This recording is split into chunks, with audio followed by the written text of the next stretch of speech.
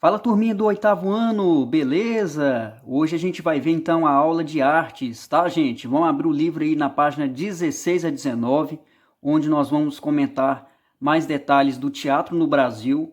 A gente vai relembrar alguns detalhes também do teatro no Brasil, começando pelos jesuítas, até chegar no romantismo e no naturalismo, tá? Então nós vamos ver algumas características marcantes deste período. Gente, aí na página 16, nós vamos relembrar alguns fatores importantes aí sobre o teatro dos jesuítas, tá? O teatro e a literatura foram trazidos pelos jesuítas e foram utilizados para catequizar os índios. Lembrando que a gente comentou, né, que uma forma de como os jesuítas ensinavam, né, catequizavam esses índios era através da literatura e do teatro. Só que os jesuítas vão perceber que os índios aprendiam muito mais usando imagens e o próprio teatro.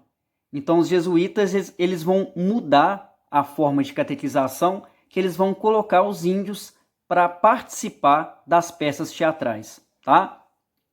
As peças de teatro ensinavam os índios a terem uma vida religiosa. Então o índio começou a entender um pouco a religião dos catequistas através do teatro que eles participavam. O teatro passou a ser visto de forma mais especial. Atores eram respeitados e tinham visibilidade. Então a gente vai notar aí que só para lembrar, tá, gente? Os atores até então, até um certo período de tempo, o ator ele era mal visto. A profissão de ator ou atriz era uma profissão que não tinha tanto respeito assim. Então isso ao longo dos anos isso foi modificando, tá?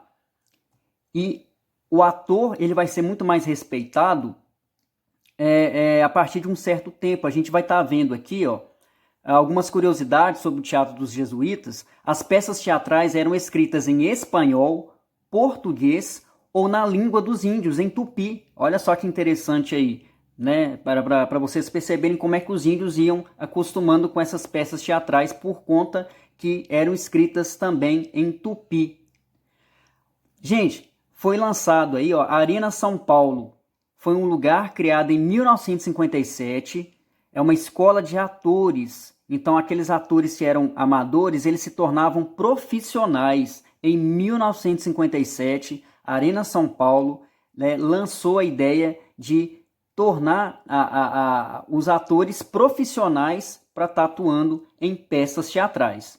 Bacana, muito interessante isso também. Para a gente perceber que a ideia da profissão de ator começou a se profissionalizar ao longo da história aí, principalmente no Brasil.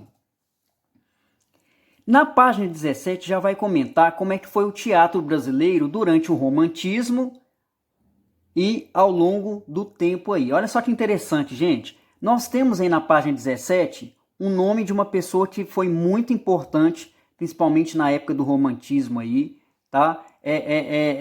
Que exaltava, que mostrava como que o brasileiro tinha que ser extremamente focado no nacionalismo. O que seria o nacionalismo? O nacionalismo, o sentimento nacionalista, é aquele sentimento que você ama seu próprio país, você exalta.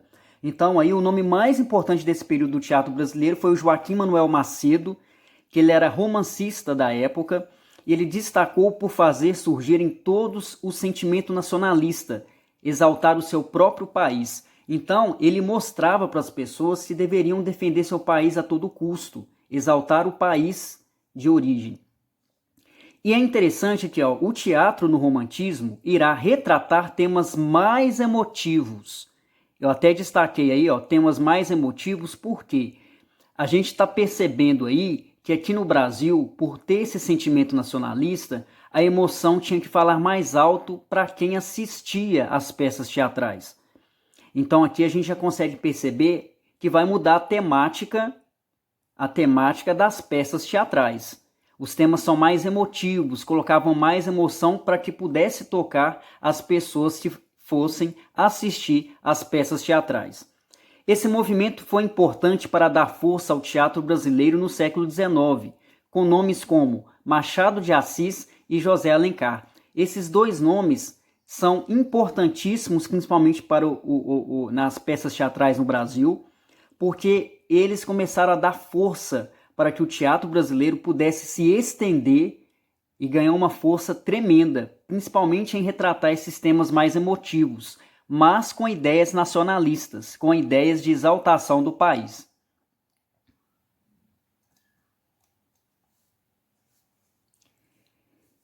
E aí, olha só que interessante. Ele vai passar desse período do romantismo até o naturalismo. Qual é a ideia que o naturalismo tem?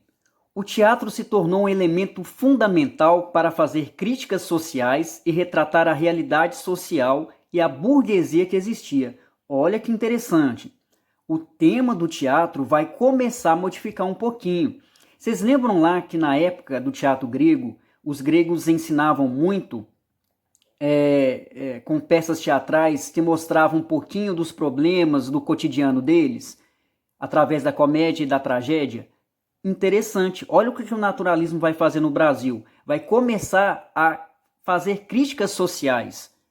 Vai começar a retratar a realidade social que o país está vivendo.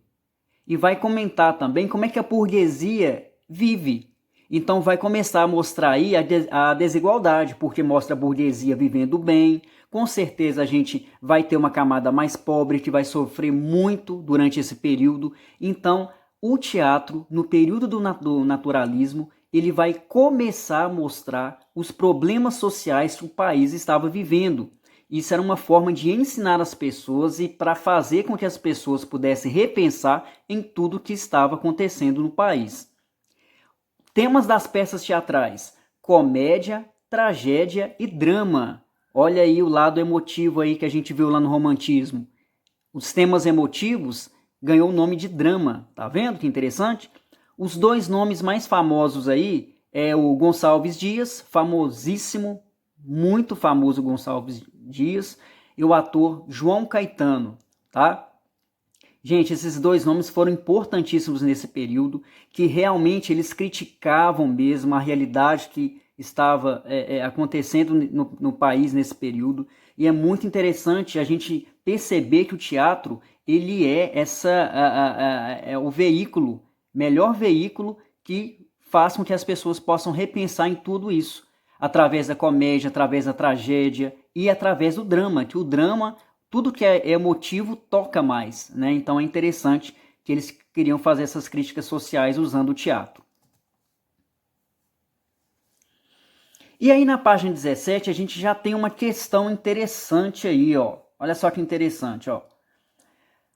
O teatro era uma forma para eles questionarem a realidade que existia. Pensando hoje em dia, de que forma recebemos a notícia dos problemas que afetam a nossa realidade?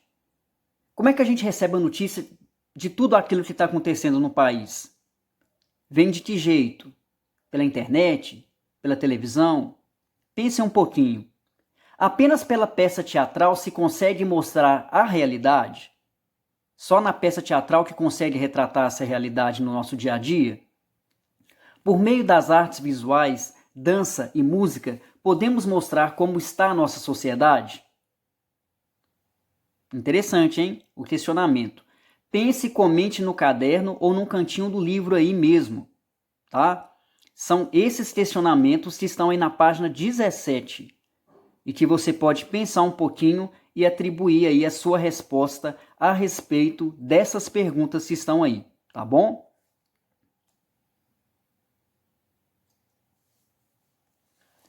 Na página 18 do livro, nós temos assim: leia o texto Autores e Artistas Brasileiros Importantes do século XIX e do século XX.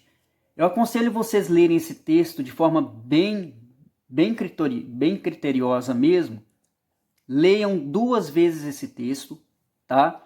Para que vocês possam responder a questão em seguida no livro. Então vocês vão perceber que vai ter, depois do texto, vai ter uma questão para vocês responderem a respeito do texto que vocês leram, tá? Que é muito interessante para a gente conhecer um pouquinho mais os autores e artistas brasileiros importantes aí do século XIX e do século XX, tá, gente? E, além da página 18 do livro, eu quero que vocês façam também, que é uma forma de revisão dessa matéria, fazer as questões 1 a 5 da página 19. São questões de múltipla escolha, tá bom, gente? E que com certeza vocês vão conseguir estar fazendo essas atividades aí direitinho, tá bom? Ó, qualquer dúvida que vocês tiverem, só entrar em contato comigo pelo WhatsApp. Estou aí para ajudar vocês, tá bom, gente?